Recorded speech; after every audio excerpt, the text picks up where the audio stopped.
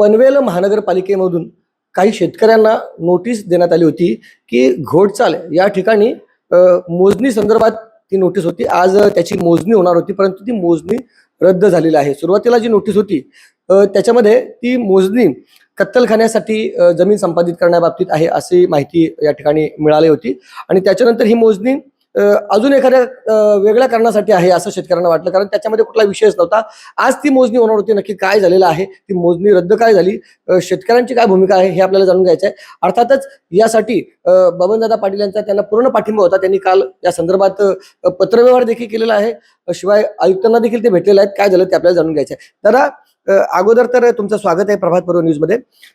काल जी बैठक होणार होती, आज शेतकऱ्यांचा जो विरोध होता सर्वेला, त्या संदर्भात ती बैठक होणार होती आणि आज त्या पद्धतीचा सर्वे देखील तिथे होणार होता. खूप मोठ्या संख्येने लोक जमणार होती, तसं आवाहन देखील आपण केलं होतं, परंतु तो सर्वे मागे घेण्यात आलेला अशी मला माहिती मिळालेली. नक्की काय झालं होतं मला सांगा.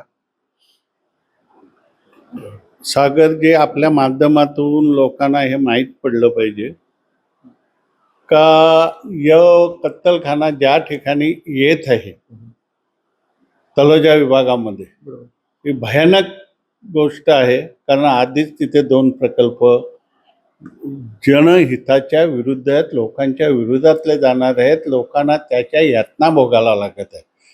काल परवा दुपारी कैवारी पाटीलनी मला फोन केला, तसंच सुनील पाटीलनी फोन केला का दादा असं आहे आणि आज शुक्रवारी ते लोक मोजणीला येणार आहेत, तर याबाबत काय करायचं. मी त्यांना सांगितलं, सागर, जे आपल्याला पण मी फोन केला होता, आपल्या शंकर मंदिरावर मी यांना बोलवतो, ते आले, त्याप्रमाणे आम्ही बैठक घेतली आणि त्या बैठकीत असं ठरलं का परवा मोजणी आहे, म्हणजे बुधवारी आम्ही रात्री बसलो शंकर मंदिरात आपल्या तलोजा मंदिरच्या. याच्यावर तात्काळ पहिला स्थगिती आली पाहिजे. कायद्याने पुढे काय करायच्या त्या गोष्टी आहेतच. त्यानंतर मी आपले मंत्री भरत गोगावले यांना फोन केला आणि त्यांना सांगितलं का अशी परिस्थिती आहे आणि तसा त्यांना पत्रही दिला.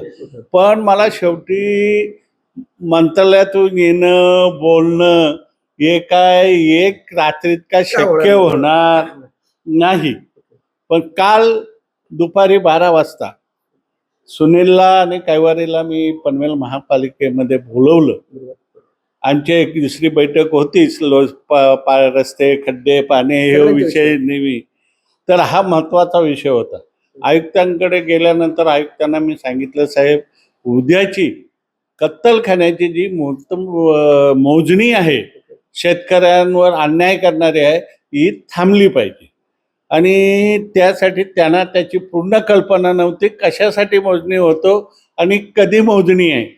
तर सुनील पाटीलकडे तो पत्र आम्ही तयार ठेवला होता. आयुक्तांना तो पत्र आम्ही दिला, त्यांनी तो वाचला आणि मी संबंधित अधिकाऱ्यांशी चर्चा करतो असं त्यांनी आम्हाला सांगितलं.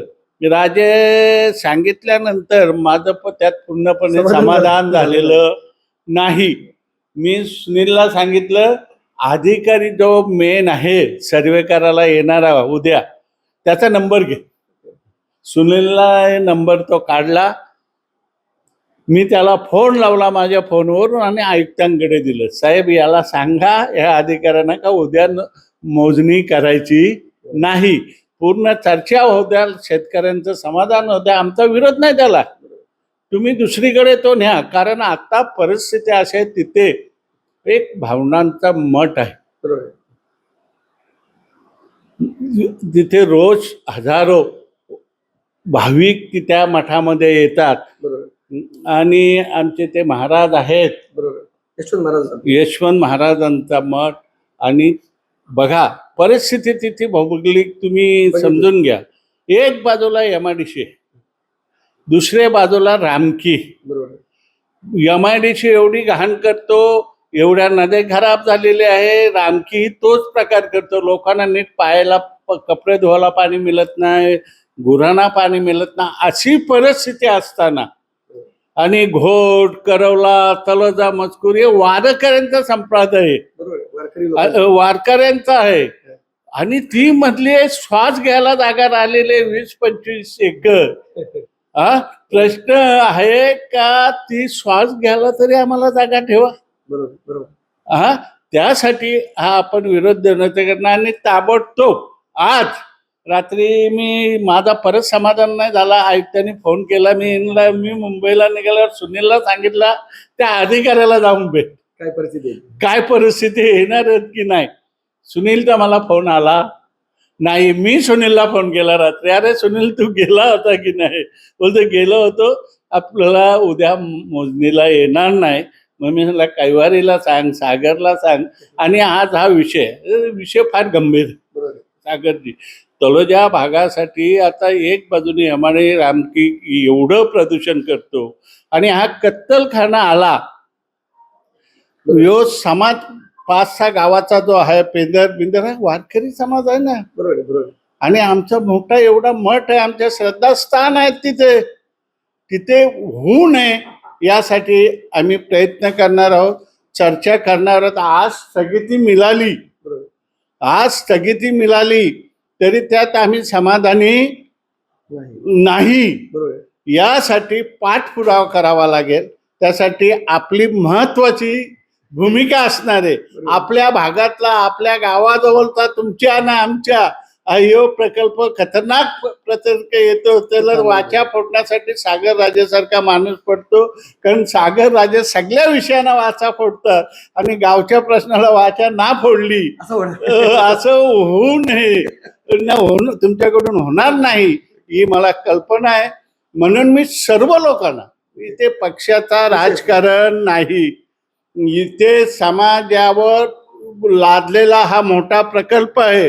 ते शेका पक्ष असो, काँग्रेस असो, राष्ट्रवादी असो, भाजप असो, सगळ्या पक्षाचे लोक या 9 गावामध्ये राहतात. आणि हा त्रास सर्वांना होणार आहे. कुठला यो येणारा 2 प्रकल्प आधीच दूषित प्रकल्प आहेत, हा तिसरा आला तर या 7 ते 8 गावांना हा त्रास होणार आहे.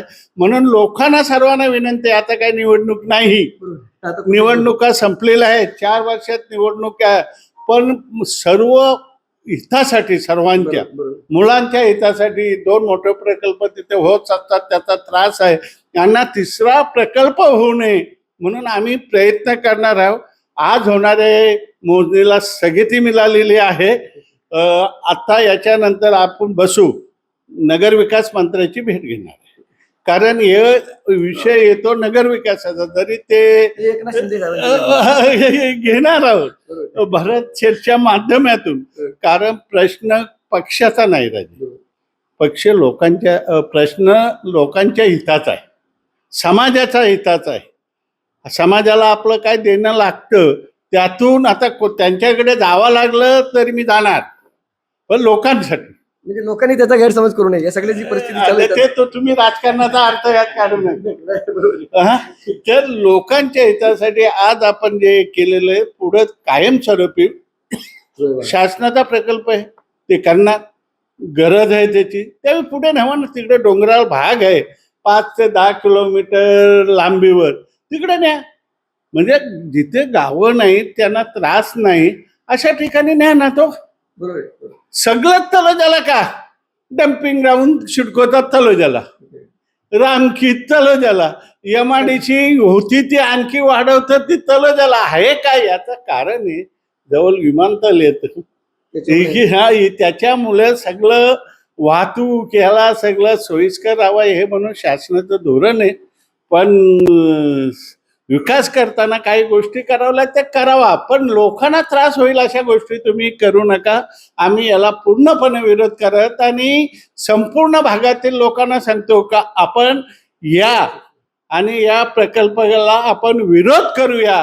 कारण सर्वसामान्यांचा हा प्रश्न आहे आणि आपलं तिथे श्रद्धास्थान आहे, मठ, वारकरी आहेत आपण सर्व या भागातले, यांनी सर्वांनी सहभाग घ्यावा.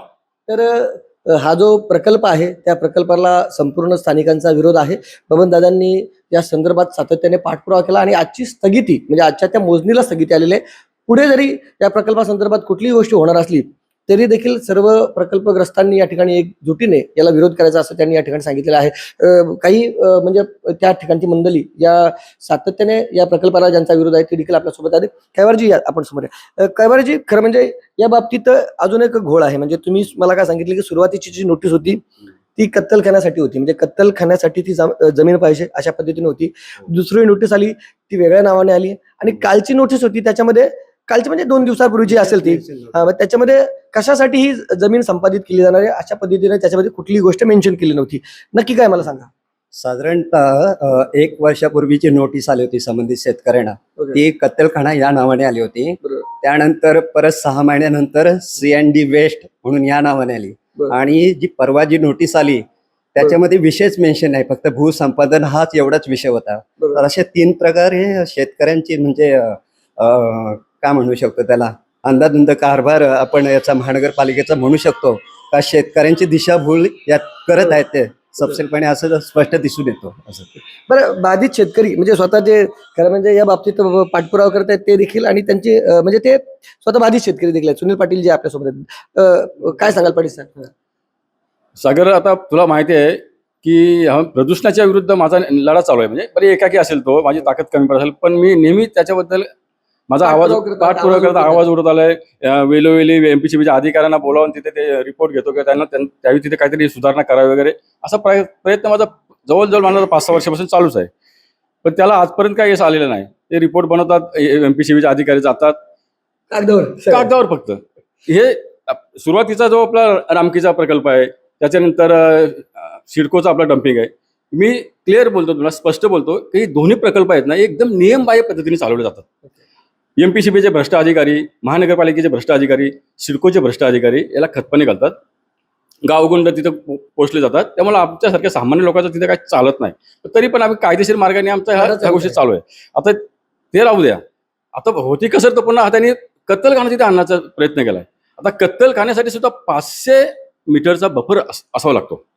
तो आहे का तुमच्या? 20 एकर जागा घेतली का तुम्ही तिथे टाकला का लगेच कत्तलखाना? सगळ्यात महत्त्वाचं म्हणजे तिथे मोजणी करताना बाबा भूसंपादन कशासाठी काय डिक्लेअर आहे, हे हा सगळ्यात मालकीच्या जमिनी तुम्ही कसं का भूसंपादन आमचा करू शकता? हो, तुम्हाला न विचारता बैठकीत आम्ही कत्तलखान्याची नोटीस आली तर आम्ही त्यांना लगेच उत्तर दिलं जाणार. त्यांना सांगितलं की आमच्या जमिनी संपादित करायच्या असतील तर 2013च्या कायद्याप्रमाणे तुम्ही संपादित करावे, आणि त्याही या कत्तलखाना किंवा डम्पिंगसाठी अशा पद्धतीसाठी तुम्ही शाळा, कॉलेजेस अशा काय नागरी सुविधा चांगल्यासाठी असतील, आरोग्यदायक असतील, त्या गोष्टी तुम्ही करू शकता तिथं. त्यासाठी आमच्या जमिनी तुम्ही संपादित करा. तर त्याच्यावर त्यांनी काय उत्तर दिला नाही. त्याच्यानंतर मग तो कत्तलखान्याची नोटीस बाजूला ठेवली आणि मग ती आता ते डेब्रिजसाठी त्यांनी CND वेस्ट अशा पद्धतीची त्यांनी नोटीस, म्हणजे ती नोटीस दिली. त्यावेळेस मात्र आयुक्तांनी आम्हाला बोलवलं. आमची शेतकऱ्यांची मीटिंग झाली तिथे. त्यावेळेस आम्ही क्लिअर कट सांगितलं की आम्हाला कुठल्याही गोष्टीला तुम्हाला जमिनी द्यायच्या नाहीत. आरोग्यासाठी किंवा तिथं कुठले कॉलेजेस असतील, शाळा कॉलेज असेल, त्यासाठी तुम्ही जमीन तिथे संपादित करा. त्यासाठी आम्ही देऊ, तर आम्ही तुम्हाला जमिनी काय देत नाहीत. त्यावेळेस आमच्याकडे निवेदन तयार नव्हतं, कारण ह्यांच्या नोटीस कशा इमर्जन्सी येतात ना.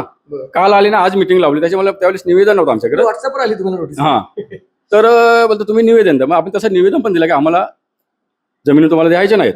तर आता त्यांनी पुन्हा नोटीस काढली का मोजणीची डायरेक्ट. आता मोजणीची तुम्ही आमच्याशी चर्चा तरी केली का? म्हणजे प्रांताकडे तुम्ही मिटिंग लावला पाहिजे किंवा प्रांतासहित तुम्ही मिटिंगला बोलून आम्हाला आमच्या समस्या जाणून घ्यायला पाहिजे त्या, किंवा आमचं म्हणणं जाणून घ्यायला पाहिजे. असं कुठलीही गोष्ट न करता एकदम दडपशाही पद्धतीने ह्या लोकांनी डायरेक्ट नोटीस काढल्या. आम्हाला नोटीस काढल्या त्यांनी. अगोदर मला व्हॉट्सअपवर केला, तर नवना तर मी त्याला विचारलं कोण आहे. मग त्यांनी मग फोन केला. पण मग मी महानगरपालिकेमधून बोलतो. तर काय तो बोलतो तुम्हाला मोजणी आहे म्हणतो. तर कशाची? तो बोलतो चालावर त्या कत्तलखान्याची. तर बरं मोजणी आहे, तुम्ही माझी जागा संपादित केली का? तो नाही केली. तर मग तुम्ही नोटीस मोजणीचे कशा देऊ शकता? तुम्ही अगोदर बोला, आमच्या मागण्या काय आहेत, काय त्या ऐकून घ्या, त्यावर सविस्तर चर्चा करा. जर आम्ही तुम्हाला ग्रीन सिग्नल दिला तर तुम्ही कदाचित मोजणी करू शकता. तसं मोजणी पण नाही करू शकता. तुम्ही अगोदर संपादित करा जागा आमची ती कायदेशीरदृष्ट्या. ते तसं काहीच नाही. हे फक्त केवळ दडपशाही. तुम्हाला सांगतो ना, या महानगरपालिकेचे टोटल अधिकारी इतके माजुरे आहेत ना, आणि उत्तरे देतात ना, उत्तर पण बेझारे काही पण देतात. मी त्यांना काय म्हणालो, स्वतः चित्ते साहेबांना म्हणालो मी त्या मीटिंगमध्ये की तुम्ही तो अगोदर डम्पिंग आहे ना तो स्वच्छ करा ना म्हटलं. असं जबाबदारी हां, ती तुमची जबाबदारी. काय म्हणाले मला, ते आमचं नाही म्हणतं, सिडकोचं आहे. अरे घाण तुमच्या हगाला तुम्ही जाता तिथे, क्लिअर बोलतो मी, हे राहू दे त्याच्यामध्ये, एडिट नाही करायचं. हगाला तुम्ही तिथे जाता, ते साफ कोणी आम्ही करायची का? तुम्हीच करायला पाहिजे ना. सिडकोचा काय कचरा असेल, सिडको ठीक आहे, सिडकोचे अथॉरिटी, तुमचा पण घाण जातो, तुमची जबाबदारी नाही का तिथे? इथं आमच्या गाव खात्यामध्ये कुठेशी सांडपाणी असलं तर तुम्ही लगेच नोटीस देता, मग त्याला नोटीस तुम्ही देऊ शकत नाही का? पण नाही द्यायचं, केवळ बागाची भूमिका घ्यायची, मांजरासारखी डोळे मिटून दूध प्यायचं, हे चालू धंद्याचे, आणि हे चालून देणार आम्ही कायदेशीर मार्गाने पण जाणार आहोत, आणि या मार्गाने म्हणजे राजकीय दृष्ट्या आंदोलनाच्या मार्गातून जाऊ आम्ही. अजून एक प्रश्न, म्हणजे आपली जी आता चर्चा चालू होती त्याच अनुषंगाने विचारतो की बाबा जो कत्तलखानाचा विषय आहे तो नगर विकास खात्याच्या अंतर्गत आहे. तुम्ही भरत गोगावले जे तुमचे मित्र आहेत, तुम्ही सांगता नेहमीप्रमाणे, त्यांच्याशी माझ्या त्या मंत्रिमंडळात मित्र आहेत. त्याच्यामध्ये आमच्यातले ऐका ना, 25 मंत्री आहेत, माझ्या बरोबर काम केलेले. काय झालं आता तुम्ही या ठिकाणी एकनाथ शिंदेना भेटणार, म्हणजे तुम्ही नगर विकास मंत्र्यांना भेटणार असं बोलले, परंतु ते एकनाथ शिंदे आहेत, म्हणजे तुम्ही नाव त्यांचं घेतलं नव्हतं म्हणून. नगर विकास मंत्री तेच आहेत ना, उपमुख्यमंत्री तेच आहेत ना, प्रश्न त्यांच्याकडे. त्यांना झालंय का आता एकनाथ शिंदे ज्यांना येतात त्यांच्या गळ्यामध्ये आपण तो शिवसेनेचा गाला जाम टाईट आहे, त्यांना माहिती ते गळ्यात गमचा घालणार. माझा गाला नाही दाबणार ते. या ठिकाणी या सगळ्या बाबतीत तुम्ही नेहमीप्रमाणे एक निष्ठावंत शिवसैनिक म्हणून राहिलेले आहेत. हा, बाकी कामासाठी मी भेटेल, परंतु अशा पद्धतीने गळा तुमचा भेटणार नाही असं नाही ते काय नाही, त्यांना मग कल्पना आहे, त्यांना ही कल्पना आहे. 2-4 वेळा ऑफर देखील आलेले आहेत, मी असं ऐकलेलं आहे. अहो ते सगळ्यांनाच करतात ना, सगळ्यांना तुम्हाला आली होती? आता पण करतात. मी परवा मुख्यमंत्री मंत्रालयात गेलो, एकनाथ शिंदेना भेटलो. 4 मंत्री होते बाजूला, संजय राऊत, प्रताप सरनाईक, दुसरा संजय राऊत, प्रताप सरनाईक, उदय सावंत, भरत गोगावले. अरे दादा, हे आमच्या शिंदे साहेबांसमोर. बाकी तुमचा निर्णय माझा, मी एकनिष्ठ शिवसैनिक आहे. तर ही गोष्ट काय सर्वांनाच परिचित आहे. तर ही चर्चा तुम्ही ऐकलेली आहे, तुम्हाला काय वाटतं त्याबाबतची तुमची प्रतिक्रिया अवश्य नोंदवा. धन्यवाद.